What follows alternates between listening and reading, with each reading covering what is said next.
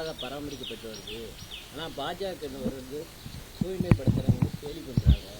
அது மட்டும் இல்லாமல் ஆளுநர் வந்து வாலியை தூக்கி தெரிகிறாங்க ஒரு விமர்சனமாக. சேகர் பாபு அவர்களுக்கு வந்து நான் வந்து ஒரு புள்ளி விவரம் அடிப்படையில் நான் பதில் சொல்றேங்க. புள்ளி விவர அடிப்படையில் ஸ்வச்ச பாரத்ல 45, 47 இந்த இடத்துல சென்னை இருந்துச்சுங்க 2-3 ஆண்டுகளுக்கு முன்பு.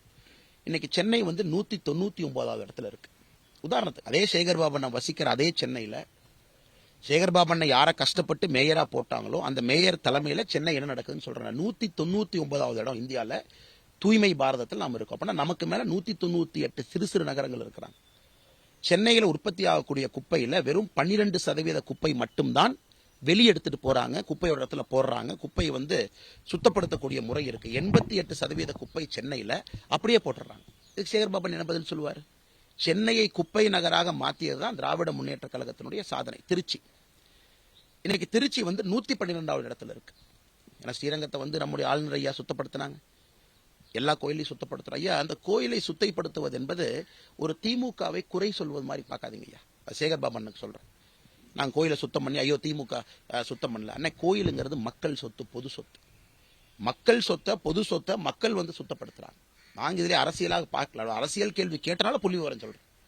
இன்னைக்கு இந்தியாவில் இருக்கக்கூடிய எல்லா நகரத்திலும் சென்னை நகரம், தமிழ்நாட்டில் இருக்கக்கூடிய பல நகரத்தை குப்பை நகரமாக மாற்றியது திராவிட முன்னேற்ற கழகத்தினுடைய சாதனை. புள்ளி விவர அடிப்படையில் பேசுவேன். புள்ளி விவரம் பொய் சொல்லாதே. புள்ளி விவரம் பொய் சொல்லாது. 45, 47 இடத்துல இருந்து சென்னை இன்னைக்கு 199வது இடம். அதனால் ஆளுநர் செய்யறாங்க, பொதுமக்கள் செய்யறாங்க, பாரதிய ஜனதா கட்சியினுடைய தொண்டர்கள் செய்யறாங்கன்னா பொது சொத்தாக இருக்கக்கூடிய கோவில் சொத்தானே. கோவில் மட்டும் பண்ணல, மாஸ்கும் பண்றோம், சர்ச்சும் பண்றோம். எல்லாம் நாங்க பொது சொத்துக்களை தான் பாக்குறோம்.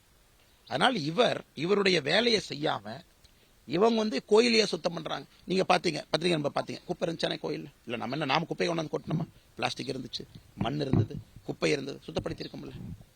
இப்ப இவர் சொல்றாரு பெரிய கோயில், இந்த கோயிலை சுத்தப்படுத்துறதுக்கு ஏதாச்சும் ஃபண்டு கொடுத்துருக்காங்களா?